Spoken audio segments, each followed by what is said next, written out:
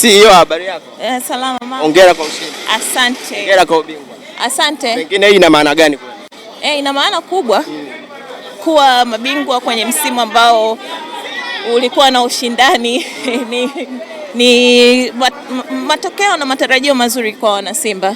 Msimu ujao mnaenda kushiriki michuano ya kimataifa na msimu miwili nyuma mlifika nusu finali. Pengine msimu mnajiona mkienda kuvunja rekodi yenu?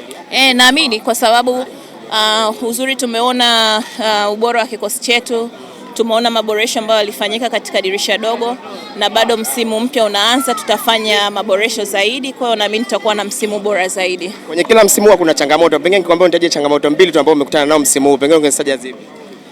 Changamoto kubwa ni upande wa logistics.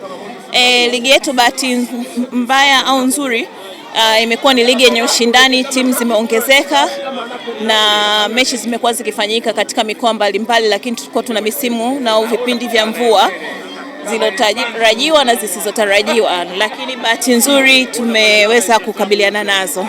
Kwa namna mlivyofanya leo, tutegemee hivi kwa wanaume? Nyota njema huonekana asubuhi. Asante sana. Haya.